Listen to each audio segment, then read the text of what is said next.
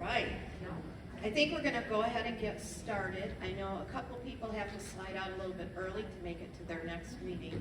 So welcome. Thank you for being here. This is the community breakfast. And for those of you who might not know me, I am Linda Maupin from the Family Support Center. I will be facilitating today with Jenna Pershey. She's from foster care at DHHS. I'd like to thank the following agencies who helped put this on and bring breakfast food. Berry County Courts, and you'll notice that the French toast casserole is from Berry County Courts, from Cheryl. So it smells good anyway. Michigan Department of Health and Human Services, Foster Care, Great Start Collaborative, CASA, and the Family Support Center. So today we're going to hear more about a great topic, Autism Services. So we've got 3 speakers, and Jen is going to introduce them to you.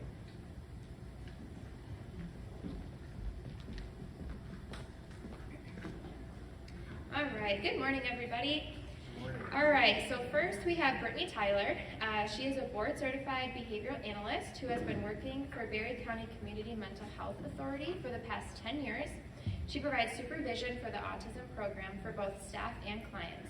She has played a critical role in the development of autism program at the Berry County Community Mental Health Authority and is passionate about providing services that deliver measurable outcomes and working collaboratively with others. Brittany holds a master's degree in counseling psychology from Western Michigan University and received credentials from the University of West Florida in applied behavioral analyst. Our second speaker is Nicole Royal, who was born and raised in Berry County. She graduated from Hastings High School and attended Davenport University. She was the owner-operator of a daycare at home for 10 years. She is married and has 1 son.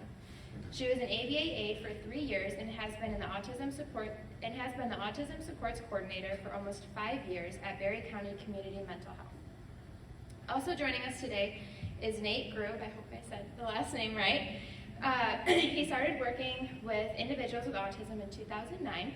He has been working at Berry County Community Mental Health Authority since 2017, providing ABA services and doing behavior consulting with other departments within Berry County Community Mental Health Authority. He is currently a board-certified analyst behavior, currently a board-certified assistant behavior analyst, and a licensed assistant behavior analyst. All right, if we want to welcome up Brittany.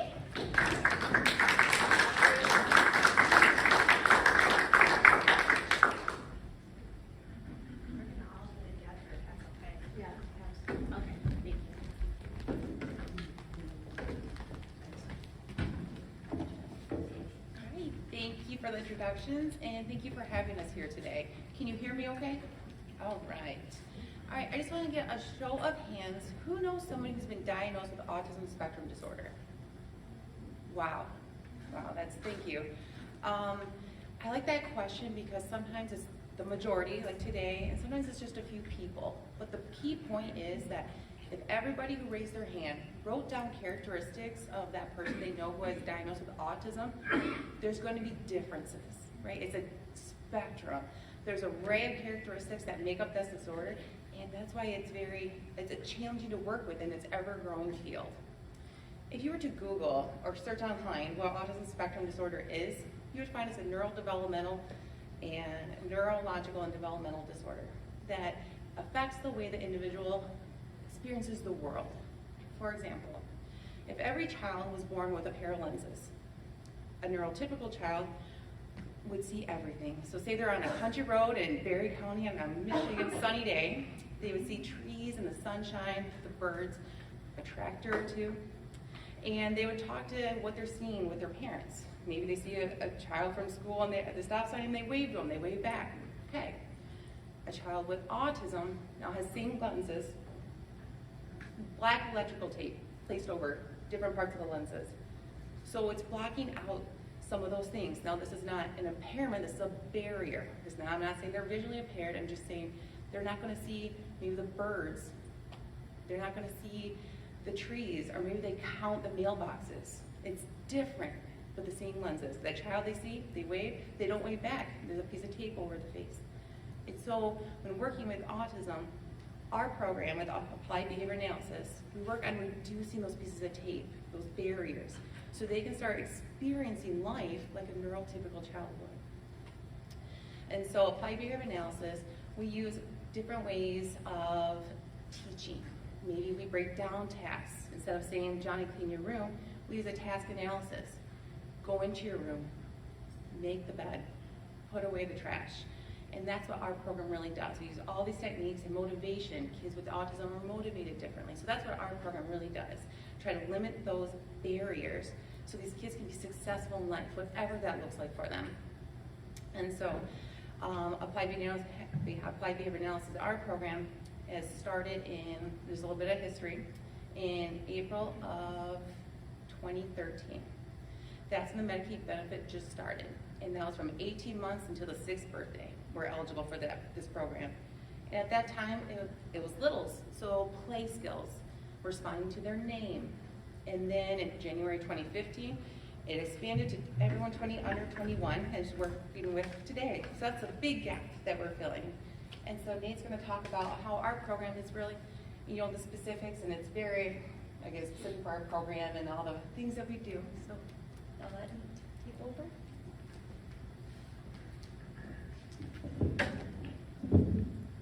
All right, yeah, so for our program, like Brittany said, there's a variety of things that we do with kids to help them learn. And there's different areas that we can help with.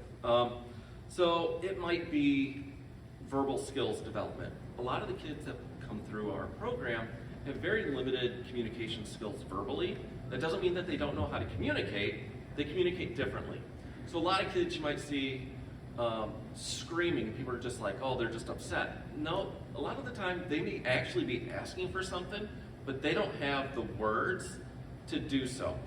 So that might be an area that we really focus on is word development, speech, using pictures if they don't have the ability to use words, using pictures to exchange in order to communicate what their wants and needs are, just so that they can have those needs met without going to the screaming, without going to the hitting and stuff. Sometimes it is purely skill development, gross motor skills, how to hold something, to color, something as simple as imitation skills. Most kids develop their skills by imitating adults and other kids. Individuals on the autism spectrum often don't because they don't have that social connection with other people to do the imitation. It's like, yeah, you're there, but I don't really care, so I'm not going to really do what you're doing. So sometimes it's teaching those imitation skills so that they can get more skills down the road when they're in classrooms and in group settings. Trying to think what else. So I think those are kind of the big ones. We also do behavior reductions.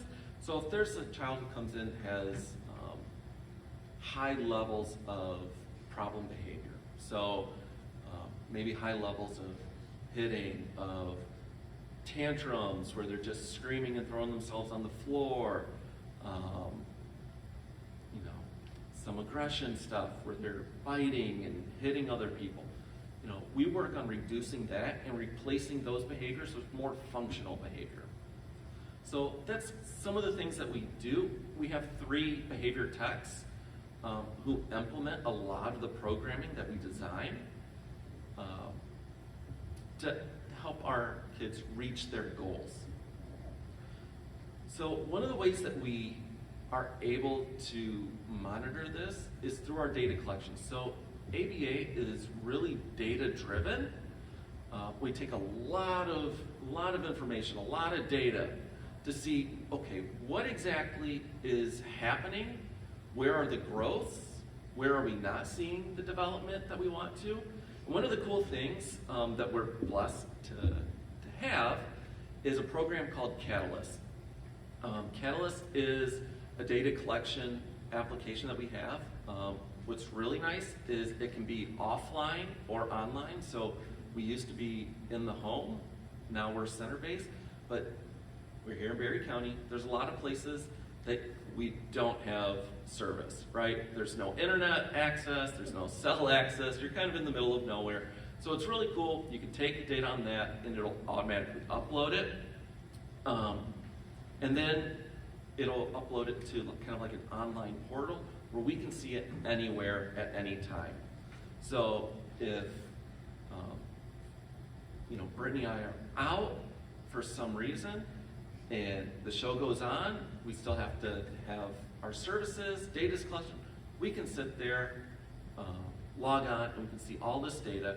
We get graphs so we can see, if a behavior that we're trying to teach, it's going up, so they're actually doing it more often now.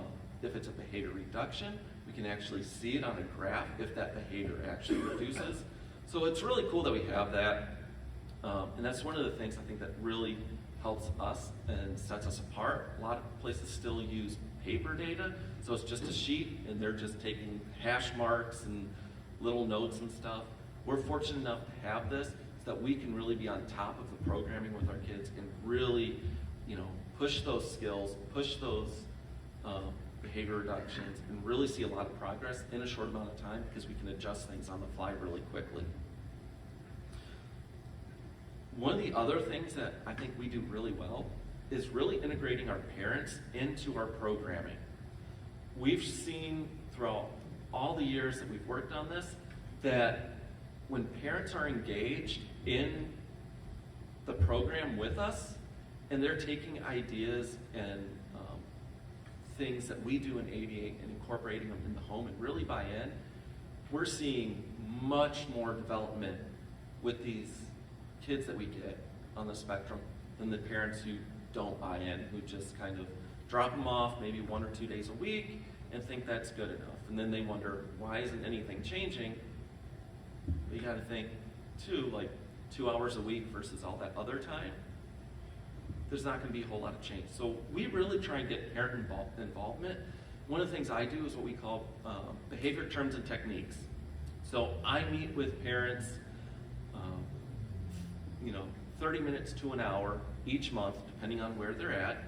And we really hammer home, what are some of the terms and techniques that we use during our ABA sessions so they kind of understand what we're talking about when we're trying to describe what exactly is going on. Some of the things that we talk about is, problems in the home. So there may be things going on in the home that we don't see in our center-based programming, but they're seeing at home. So I'll sit there and we'll talk and we'll problem solve and try and take some of those things that we might do in the center and apply them in the home in a way that they are able to do it in the home. Because not everything that we can do in our center during the actual program, the sessions that they have, is applicable in the home, but we can always tweak it so that it works a little bit better for the home and for where they're at. So, I think we do that really well. A lot of places, they're supposed to do it, they don't really do it, but we really take the time and effort to get the parents involved and really help their kids out and help them be able to help their kids out. So Nicole, she's going to talk about our referral processes and all that kind of stuff. Did you have any questions for Nate or Brittany Yeah. before I talk? I did. Yeah, sorry. Can you just tell people what ABA stands for? So ABA is Applied Behavior Analysis. So, yeah. Good morning, everyone. Nice to see everybody today. And we're super excited that you guys invited us to come talk. So for our referral process, we have a couple different ways that you can get your child tested for autism. And one of the first ways is going to your primary care physician and talking to them about concerns that you have, or if they're going for well-checked visits and they're not meeting milestones when they go for their checkups, having a conversation with them about that, looking at maybe early on speech OT services, and then if they are having concerns with being nonverbal, then lots of times they'll send them to us. They'll send over a fax referral, and we'll see them that way. You can also call our office and say that you would like an intake and say that you want your child tested for autism. We do see an influx of children, and I was thinking about that when Nate was talking, that I probably should have brought some numbers so that you guys would know how many we actually see, like on a monthly basis, that come in for testing, how many actually qualify, how many don't, just so you guys can kind of get an understanding of it. Now, every time a child comes in for qualifications, if they do not qualify, the clinician always gives recommendations. And if they were a primary care physician referral, we notify the primary care physician referral and we let them know, hey, this is what's recommended. So there might be need to be collaboration between us and the doctor's office to get some prescriptions wrote for maybe early on for speech, OT services, different things like that. So after a family calls in for an intake, they do what's called an inquiry. After they do the inquiry with our access team, they'll notify me, we had a family call and want autism testing. So I'll notify the family, talk to them a little bit about their concerns and what's happening, and I do a screening tool with them, depending on the age of the child. Now, if they're 1 to 3, I would do what they call an MChat. If they're 4 and older, then I would do what's called an SCQ, a social communication questionnaire. And then I also do a FAST, which is a functional assessment screening tool with the families if they have problem behaviors, because we want to kind of know what those problem behaviors look like in advance. After we do that, depending on what their score is, it kind of gives us a gauge to know whether or not they should go for further testing. Lots of times we'll do that and we'll talk to the parents. Lots of times it's some littles, like under the age of 2 years old. So we see a lot of that where they don't have a lot of social interaction with other children, so they're not really having anybody to learn from. And so we have communication about some play groups in the area, the little seedlings group. We talk about that. We talk about other activities that they could maybe do in the community, like during the summertime, there's lots more things to pick from than there is during the school year. Talk about preschool, depending on their age, getting them into school, getting them qualified that way and help with that. So back to them qualifying. So if they don't qualify, we give all these recommendations for different things in the community that we think would be helpful to them. If they do qualify for services, they have several different options of services. They can receive ABA services through our Center at Berry County Community Mental Health. We do also have contracted providers that we work with in the area, and I give those options to the families to kind of let them know. Some families, they have no problems with the children in the community or at school. They're perfect angels everywhere but at home. So they want the help at home. So lots of times we do contract services for them for in-home ABA. Now there's a huge list of everything in the process that goes through it. So it's not just like a phone call, you get your assessment, and then you know you're qualified. Unfortunately, it doesn't work that way.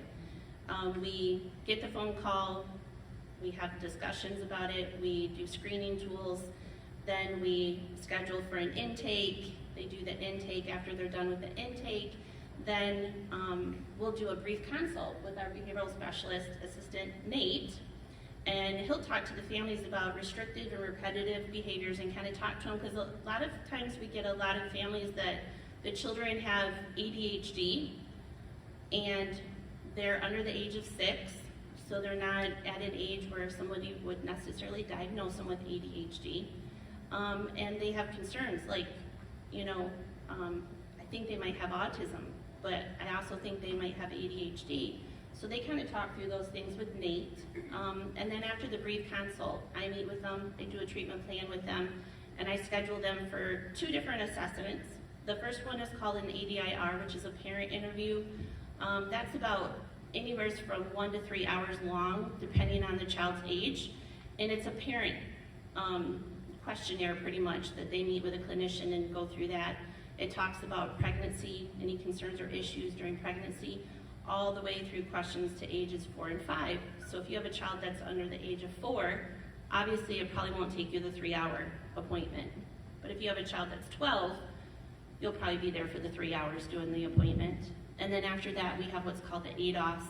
That's a 1 hour appointment with a clinician in our office. And she goes through several different testing areas. We always meet with the parents and have discussions with the parents. Like, she'll talk to the parents. The parents always want to tell the clinician certain areas that they have concern with before the testing. So that's always taken into consideration. And there is collaboration between the brief consult, Brittany talking with the clinician that does the testing. So there's multiple people that are talking about these screening tools and these communications and discussions with the parents before actual diagnosis happens. So I know a lot of families get frustrated that there is a lot more to it than just a phone call and, hey, I want testing today. But we don't have a wait list at our agency like a lot of other places do. So we get them in as fast as we can possibly get them in. If we're not able to get them in within the 14-day window, which quite often is hard to do, we send them a letter, or we explain it to them with a letter, that we're not able to do this. We're really sorry, we're trying our best to get you in as fast as we can, because the ADIR appointment with the parent interview for the families, we have a clinician that does that, and she only does that 2 days a week. And she only has a time slot, 2 mornings, twice a week. And then the ADOS is only done once a week. So we're kind of limited in the ADOS. We've done 3 ADOSs in 1 morning, because we've had an influx of kids that come in, really fast. And we were out at Positive Directions doing our ABA program, and we recently have moved into the building here in town on Barfield Drive, so that all of Family Children's Services could be together under one roof. And we kind of thought, oh, well, maybe it'll slow down a little bit with the testing, because we've just had a huge influx of testing coming in. So many children being diagnosed with COVID at other facilities, not our facility, like Helen DeVos and Brains, in different clinical places. So they're coming in, and that is a whole different process when they're tested elsewhere. And I don't know, I can answer questions if you guys have it, because I don't want to necessarily bore you guys with the details on how that all goes, but there's a lot more that goes to that.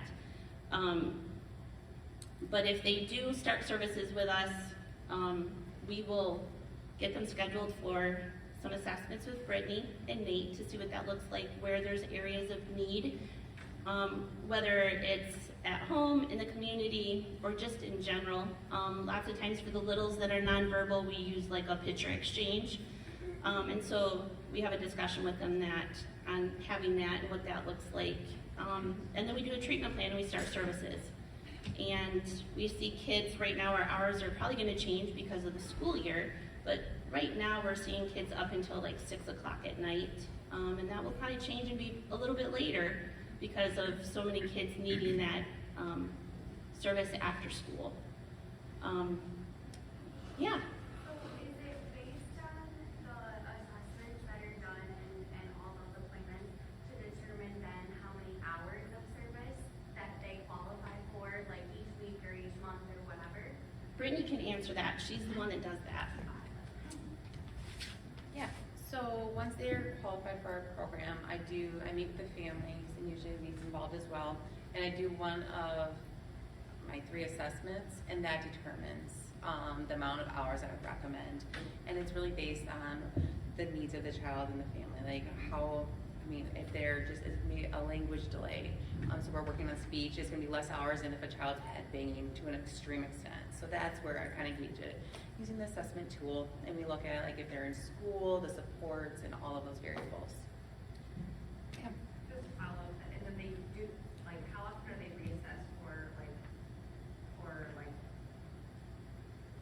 contracts? Yeah, every 6 So then, like, their time changes. Every 6 months. Yep, and sometimes I do it sooner if they're meeting goals, or if there's a change in the home, like if a family's like a divorce or something tragic in the family, and we see like a regression or any need, we reassess. But it's every 6 months, absolutely. Bless you. Bless you. Thank you. Well, and just to,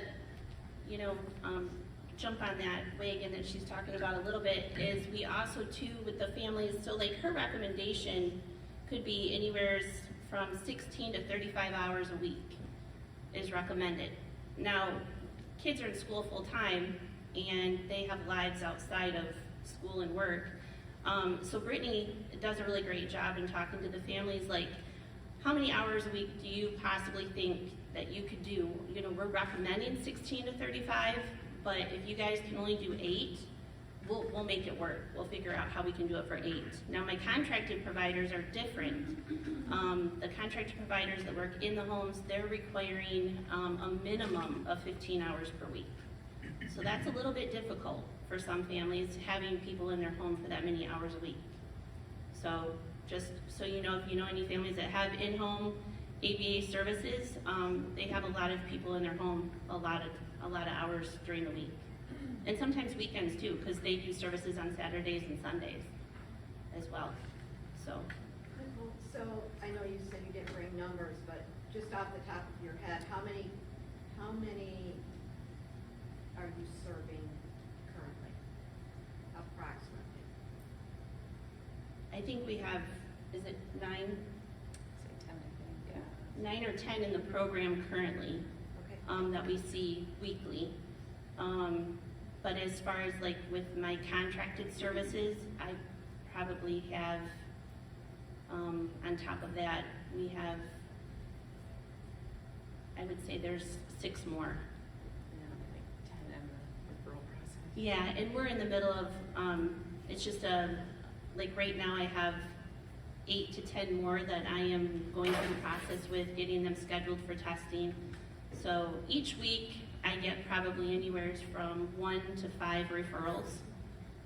Either they're coming in from a different agency. A lot of them have switched over and come to us that were tested, worked with Centria in-home ABA services, and they had changes in insurance.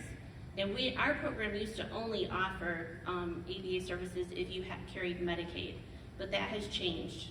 We can now see you if you have Blue Cross and Blue Shield.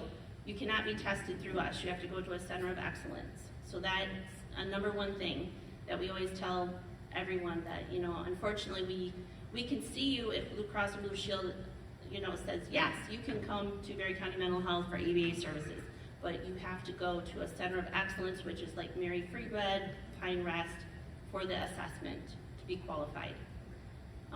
So that's a little bit different, but we are accepting a lot of clients that are coming in that have like priority health for first insurance and then Medicaid secondary.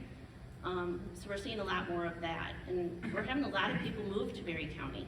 We've had a lot of people out of state, you know, coming to our county. So we're seeing an influx of that as well, just during COVID. Did anybody else have questions? I have one more. Sure. So most of these folks are professionals, and they see a lot of kiddos in their day-to-day.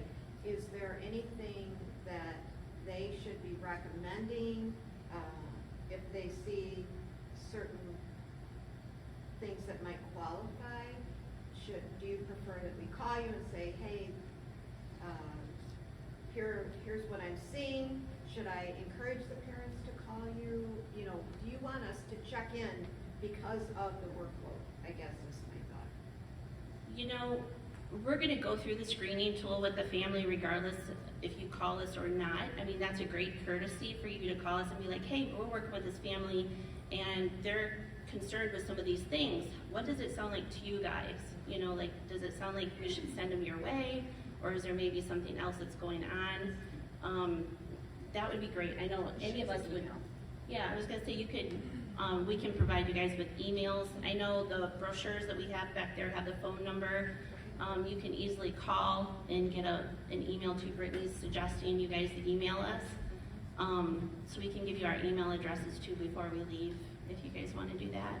But yeah, that's a great resource too. And sometimes families think that what their child is doing is normal because they've just always had it be that way. We see a lot of kids come in that have a lot of older siblings and they're nonverbal. And it's because the older siblings, as soon as that child squawks or does anything, they're instantly giving it to little brother or sister. And so they're not having to communicate. They don't have to. Nobody's making them. And so once they start coming in and you know, talking to them and stuff, the parents are like, oh yeah, you know, maybe we should start making the brothers and sisters have them talk for themselves. You know, so that's an educational piece too sometimes. So sometimes just conversations make a big difference too in whether they choose. And a lot of families come under the age of 3 and we have the conversation, you know, they have no siblings, they've never been to daycare. It's okay to wait. You don't have to get qualified. I know getting a child in early for testing is always better because you want to get them services right away.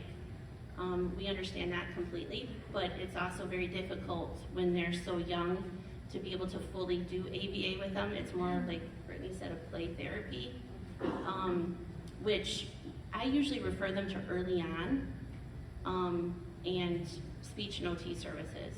Just because if speech and OT services and early on are seeing things that they can't work on, then yes, definitely come back to us and do the autism testing. And we also see a lot of kids too that don't have IEPs. The school has never noticed anything. They're mainstreamed.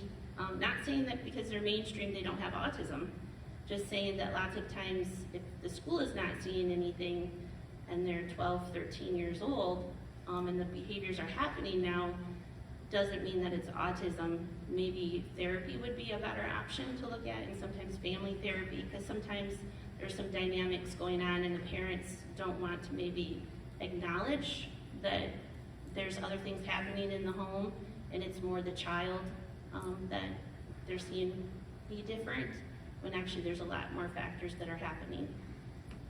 So, yeah. I'm curious, so with behavioral problems, aggressive behavior, and I'm talking verbal youth, what are some things that you would do or suggest that others, including caregivers, do in trying to help with the acting out behavior? I mean, I know there's a lot of tracking, you talked about that, so, you know, short of having a parent or somebody do that, what are some suggestions? Yeah, so, Well, that was another piece that our team does do too. Tell them about Yeah. the BTT. yeah, so some of it is going to be trying to figure out what the actual function of that behavior is.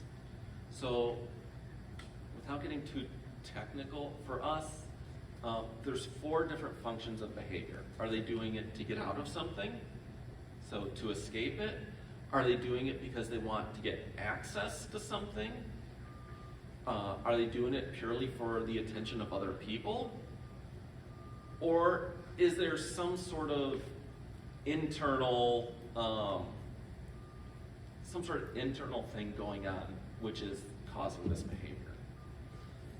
So that can be tricky, but that's the first step, is trying to figure out what is causing this? What is the function of it? Why are they doing it? Because once you know that, then we can really develop an effective intervention for it. So if it's access to things, okay, we can teach appropriate replacement behaviors to still gain access to what it is they want without resorting to the aggression. Do you want to add on it? I would say the FAST, the F-A-S-T, the screen tool we use, you can just find it online. And that is just a very brief questionnaire that helps to, hey, this is a possible function of that behavior that needs talking about. So if you had a family and the child's yelling or using profanity, whatever, you could complete that with them, and it will kind of give you an outline, a brief, like I said, potential function of the behavior. So that would, again, guide the interventions that we would recommend. We do too also get families that come in. We've had a lot more families coming in. It used to be where they were just not social, or they would parallel play where they would never engage with other kids. But now we're seeing a lot more parents come in, my kid's bad. They're just bad. They don't listen to me. You know, they won't do anything I tell them. They're just bad. And generally, most of our autism children that we work with aren't bad kids, you know? So for them to say that, it's like, okay, what's really happening? Let's talk about it a little bit more. But that is one thing that we get to with a lot of behaviors, Tim, like you were talking about. They're both on a behavioral committee at Berry County Community Mental Health. It's called BTC. And lots of times a clinician or someone that they're working with or somebody from our agency has a family that is having a lot of problems with a child, and they don't necessarily have autism, but they're having the behaviors you're talking about. So the clinician or whoever it is that our agency is working with them will bring them to that committee and talk about it and see what's going on. And then Nate, lots of times, or Brittany, will go and do an assessment with the family and kind of talk about that. And then they create what they call a positive plan, a positive behavior plan. So sometimes that's helpful too. So we don't want kids to be diagnosed with autism just because they have behaviors. Because you have that diagnosis forever, it doesn't mean you always need ABA services, but you're labeled now because you have that. So those are some of the other areas that they do too. I mean, there's a lot of different functions that they both do as behavioral specialists at our agency that aren't just the ABA program. So. I think Gina had a question. I do. I'll quickly explain a situation that I dealt with this summer. So I'm the recreation director at the YMCA, and we had a tennis clinic this summer. And during that tennis clinic, a sixth grader started acting out and throwing tennis balls, throwing rackets, not listening, swearing, doing what he wanted to do, basically. So I immediately called mom and said, you need to come pick up your son. And so she did, and I didn't really know how to deal with it. Basically, I just kept my distance, but close enough so he wouldn't be doing things to other kids. And I didn't engage in his conversation with me. He was calling me names, this and that, no big deal. And so when mom came to pick him up, she said, I'm so sorry, he's on the spectrum, and then walked away. So I just kind of stood there dumbfounded thinking, I didn't know that. And so it's like, one, I wish you would have told me that. Two, I'm not a parent of an autistic child.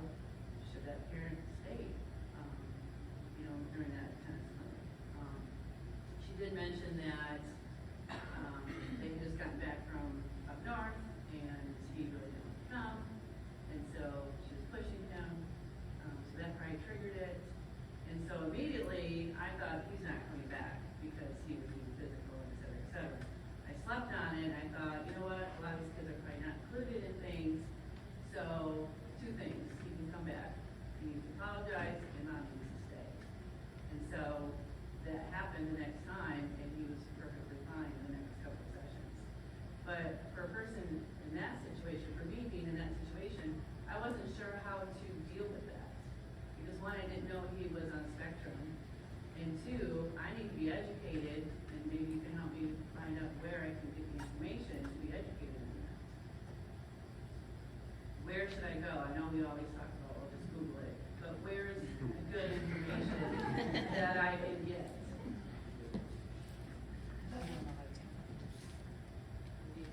Because I'm sure I'm gonna encounter more and more of that. They're thinking. It is, because it's a good question that. It is, and honestly, I think you did the right thing. You didn't know. You were dealing with a child that was showing aggressive, behavior. You did what you need to protect yourself and protect the other kids. So I think you handled it correctly. As for training or education, we would be happy to put something together and train you and your staff or anybody else on the community. I think this is opportunity, so that's what I have recommended. Yeah. I feel like it's just, dealing with someone on the spectrum, it's just, it's time. You get to know them. Everything that we've experienced over time, we're happy to share. It's just every time you meet someone is different. There's no cookie cutter approach, which I'd love to say, hey, do this. Not gonna work all the time, but it's just gonna education and keep the door open, and we can provide our emails, and we're happy to provide some potential strategies to use in the future. Yeah, I would say the team does a great job of not only providing services like community education. So I think the disconnect what I hear in this situation is, so the individual is coming to a community event, and they're not aware that that individual may need additional supports, right? So they may have been diagnosed by a PCP, they may be seeing professionals like yourself, right? So in that situation, if you were aware of that and And then like if Nate or Brittany had developed a plan, and they said, well, this is the plan that our professional Nate had developed, and this is his recommendation. Then it's a lot easier for community providers to fall in line. Because I had a similar experience with a WANA program it's a church program that we run. And two individuals came, and they came with AIDS. And so based on what was going on, I quickly assessed they're on the spectrum somehow. But like nobody in the program had said, you know, these individuals need this support, this is what, you don't necessarily have to say they have autism, right? But this is how to interact with them. So I went up to the aides and had a conversation, and yeah, they're on the spectrum, this is how we work with them. Okay, we need to get that out to the individuals, the leaders that are in their rooms. And once that happened, we saw the behavior just pretty much went to zero, because they were following the exact same thing that was going on in the homes and then where they were getting treatment. We do too. I know like a lot of the families that are in home ABA, their aides, their techs will go in the community with them. Now our program, we have like an offshoot program kind of that we work with kids too. Lots of times our autistic children will graduate our program. They no longer need ABA services. They still have autism, but they are now moving up to where now they might need help in the community, like community living skills or skills hygiene at home, and just parents just don't know what to do. They're beside themselves. So we have what we call community living skills that our aides and our team also work with families to help do that. And so our techs will be out in the community helping with a child who may have already graduated our ABA program, but is now just needing help in the community on skills. And that could be the skills of tennis, you know, something like that too. But most definitely, and it's unfortunate that the mom did not educate you or, you know, put anything on the application or just a brief conversation. You know, this might happen, if so, do this, or, you know, I'll be here in the car, parking lot waiting, or something like And that I too. think part of that too is there's, with mental health in general, but also there's still a stigma attached to that. So Yeah. people aren't as willing to, it's True. maybe a little bit better. Yep. But we have a team, and Jacob is on that, I think, anti-stigma team, so if any of you would like to put a plug in for that group to hear how we can reduce that, and, you know, you can connect with these ladies or get with Jacob and we'll get with that team. So Gina, do you have a question on the application? Does your child have special needs or anything like Parents that? on their account can put notes. Okay. There's been times where parents will put notes on there about different things, but she didn't for whatever reason. I know with, summer camp, you know, we have the kids for the whole week, so then there's much thorough, background, questionnaires, history, all that stuff, so that stuff's in there. But a tennis clinic, Yeah. didn't really think much about it, and, you know, we also think the trigger was, all the kids were trying to write their name with the tennis ball and racket, and he couldn't do it, so the instructor, who's 18, said very nicely, hey, why don't you just go around in circles, and boom, he just, Oh, yeah. so. Any other questions? Besides ABA, or in addition to ABA, I should say, in the agency, what types of services are those children usually involved with within the agency and with outside agencies? So, quite often, a lot of our kids that we work with have our service. They usually have case management services, lots of times respite services. They'll have your program wrap around if they're having issues in the school. They'll have parent support partner, which is also through our agency. Sometimes they will also have CLS services. So there's a lot of different services that are provided through our agency that they can have. Now outside of our agency, lots of times they may be going to like functional kids for OT and speech services or eating therapy, because a lot of them are very picky eaters, so they have a hard time with foods, which we've worked with kids too on our end on that, but lots of times if it's a medical thing, if they have a tube that they're working with and the parents are working with, they'll go to a special feeding therapy there or at Helen DeVos. We also have, trying to think what other services, those are about it. as far as like, lots of times they work through the schools if they have an IEP and getting help through the schools for different services as well. Family Support Center, their parent training, which I need to be educated on their parent training because I have a lot of parents ask me because that is one of the referrals that Erica does when she does our ADOS testing, is she does the parent training at Family Support Center. So that being said, that's another resource that we use, is Family Support Center too, so for our families. Anybody else? This was awesome. Thank you. Well, thank you for having us.